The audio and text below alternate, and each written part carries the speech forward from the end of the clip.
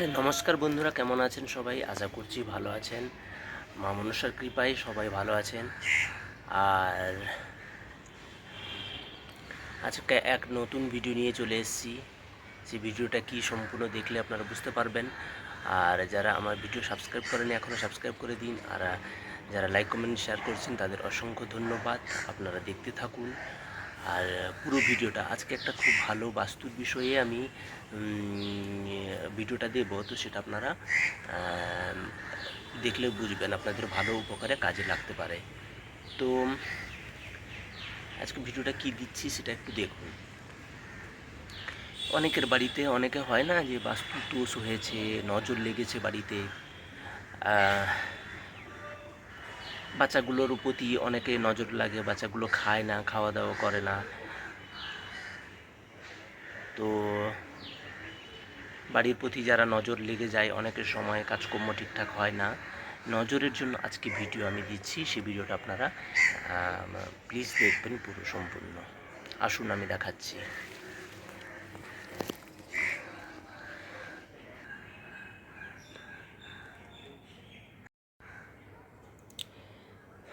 তো নজর কিভাবে কাটাবেন, তাই তো? তো তাহলে ভিডিওটা পুরো দেখুন। কম খরচের মধ্যে আপনারা নজর কাটাতে পারবেন। বাস্তুতে নজর লেগে যায়, বাচ্চাগুলো ওপর নজর লাগে। হ্যাঁ, অনেকেই আমি দেখেছি বাচ্চাগুলো খেতে চায় না, তখনই বলে যে তাদের নজর লেগেছে। এগুলো অনেকেই বলে, তো আমিও নিজেও জানি। তো তাদের জন্য আজকের এই ভিডিওটা। তো এই যে নয়নতারা গাছ, দেখুন কি সুন্দর নয়নতারা গাছ হয়েছে। এইটা অন্য কালার হলে হবে না। এই যে পিঙ্ক কালারের যে গাছটা দেখছেন, পিঙ্ক কালার যে নয়নতারা, এইটাই লাগাতে হবে। তো এটা কী বার লাগাবেন, কখন লাগাবেন, কোন দিকে লাগাবেন সেটা আমি বলবো, আপনারা দেখতে থাকুন। এই গোলাপি নয়নতারা আপনি যেখানে সেখানে যত্রতত্র হয়ে থাকে আপনারা পেয়ে যাবেন। রাস্তাঘাটে, ড্রেনের মুখে বা নার্সারিতেও পেতে পারেন, পেয়ে যাবেন।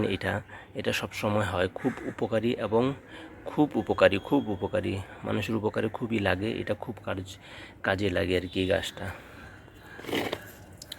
আমি তো টবে লাগিয়েছি ছাদের মধ্যে, আপনারা চাইলে টবেও করেও রাখতে পারেন, প্লাস মাটিতে করলেও হবে। তো এবার বলি আমি, এটা কি করতে হবে, কী বার করতে হবে। এই গাছটাকে তুলবেন পূর্ণিমার দিন। এই নয়নতারাটাকে পূর্ণিমার দিন তুলবেন সন্ধ্যের সময়। পূর্ণিমার দিন তুলবেন সন্ধ্যের সময়, দিয়ে বাড়িতে নিয়ে আসবেন। তোলার সময় যেন কেউ না দেখে, এমন করে তুলবেন যেটা যেখানে হয়ে আছে এমন সময় তুলবেন যাতে বাইরে অন্য কেউ না দেখে বা না ডাকে। গাছটা তুলে পেছনের দিকে ঘুরে তাকাবেন না, সোজা নিয়ে এসে বাড়ির মেন গেটের ডান দিকে এই গাছটা লাগিয়ে দেবেন।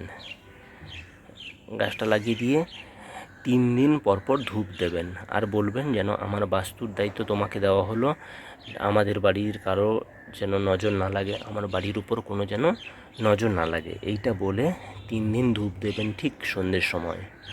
এটা পূর্ণিমা যেদিন পড়বে, যে কোনো বারের পূর্ণিমা যদি পড়ে সেদিন এটা কাজটা করবেন। পূর্ণিমা থেকে 1 2 3 দিন করবেন, ধূপ দেবেন আর কিচ্ছু করতে হবে না। জল তো দিতেই হবে, নাহলে গাছটা বাঁচবে না। জল দেবেন আর ধূপ দেবেন। আর লাগানোর সময় এটা বলবেন, বাড়ির মেন গেটে ঢুকতে ডান দিকে লাগিয়ে দেবেন। একবার লাগিয়ে দেখুন, এই যে নজরের হাত থেকে আপনারা কিন্তু বেঁচে যেতে পারেন। এই টিপসটা আপনাদের দিলাম। Thank you so much. ভালো থাকবেন, সুস্থ থাকবেন। দেখা হবে নেক্সট ভিডিওতে। আর ততক্ষণে টাটা।